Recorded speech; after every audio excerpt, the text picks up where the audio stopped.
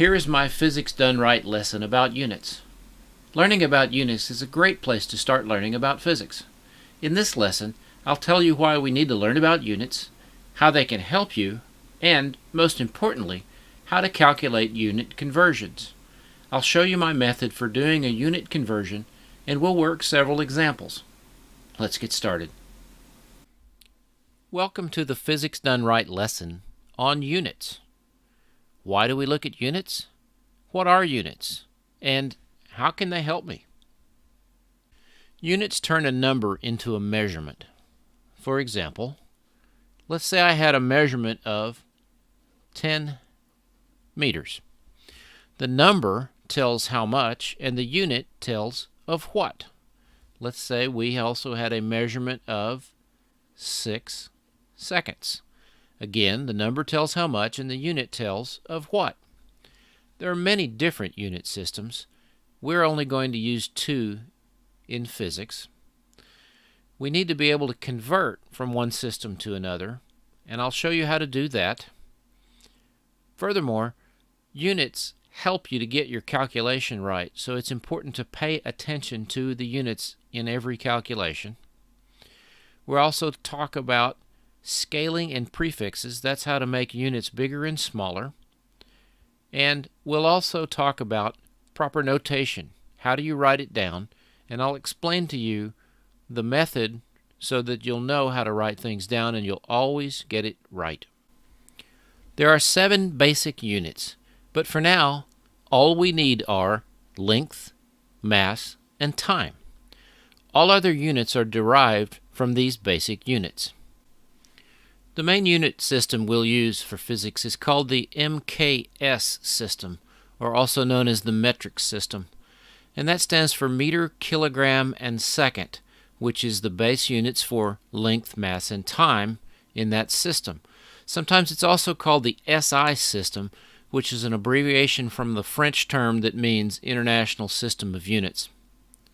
There's another system called the CGS system that was used for physics a long time ago. It's similar, but it has smaller base units, and it stands for centimeters, grams, and seconds, and it's also called Gaussian units. But I only mention it here in case you run across it. We won't be using it. And thirdly is the imperial or British system. It's what the U.S. uses, feet, pounds, etc. It's difficult to use for physics, so we won't be using it very much for calculations, but we do need to be able to translate in and out of that system because of what you encounter in your daily life. For our first example, let's convert 10 feet to meters. So what follows is the method that I use to do unit conversions. It makes converting units easy and automatic, and you don't have to think about whether to multiply or divide. So to make this conversion, the first thing we need, we look up in a conversion table and we find that 1 meter equals 3.28 feet. Since these two things are equal, if I write a fraction that has one of those terms over the other term, then that means I've written 1. If I divide something by itself, I get 1. And I can always multiply or divide by 1 and not affect anything. So keep that in mind, and we'll draw a bracket, and I'll give you an example of how my units conversion method works. So here's a bracket. Take what we start with, 10 feet, write that in the bracket. Now, the conversion factor. I want to cancel feet because I'm converting to meters. So to cancel the feet, that means I need to put feet in the denominator. Here's what I have, 3.28 feet and 1 meter. So that's my 1. I'm multiplying by 1, which is legal. Here's the cancellation. Feet cancel. What I have left is meters, which is good because that's what I want. Next, I collect numbers.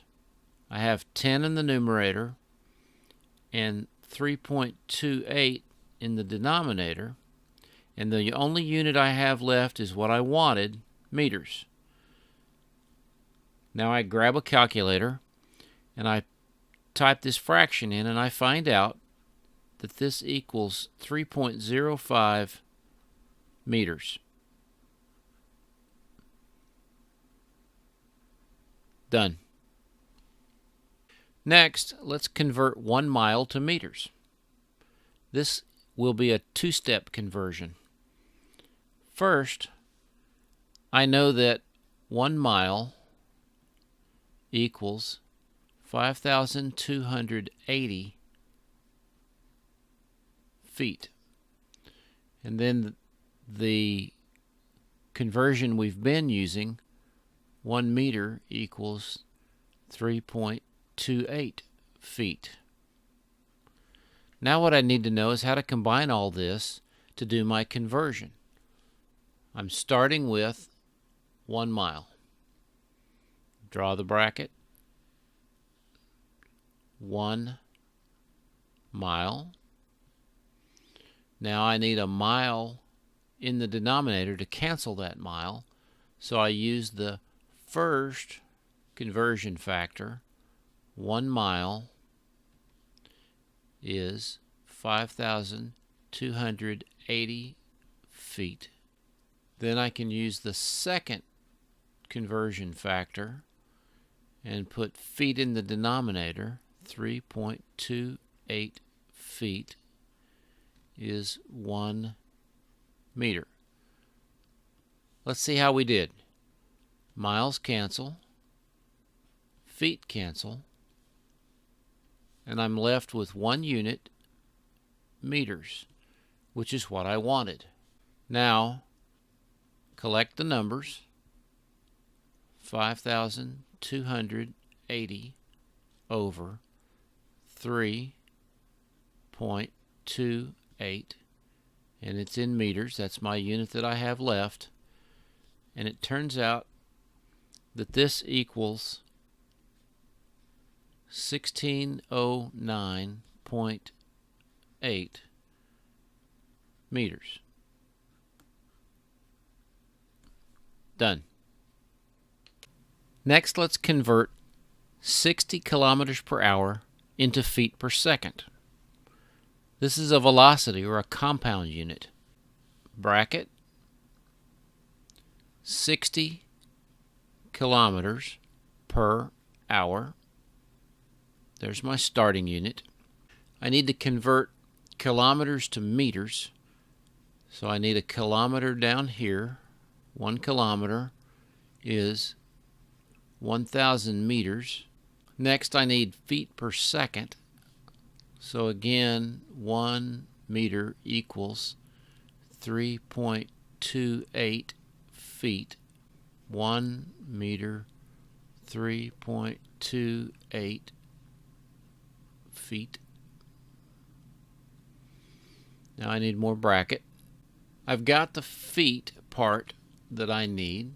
Let's cancel and see where we are. Kilometers cancel kilometers. Meters cancels meters. So I'm left with feet. That's good, but it's feet per hour. Now I need to do the time conversion. I need an hour in the numerator to cancel the 1 in the denominator. I know that 1 hour is equal to 60 minutes. And I also know that 1 minute is 60 seconds. Now, cancel the time units. Hours cancels with hours. Minutes cancels with minutes. Now what I have left is, in the numerator, feet, denominator seconds, which is feet per seconds. And that's what I want. Next, collect numbers. 60 times 1,000 times 3.28 I can ignore the ones over 60 times 60. And the units we have left are feet per second. If I grab my calculator and I calculate that fraction, I find out that it equals 54.67 feet per second. Done. I hope you know a little more about units now, how to use units, and how to do conversions. In part 2, I'll do a few more examples, and I'll talk about how to make units bigger and smaller. Don't forget to hit like and subscribe below and leave me a comment.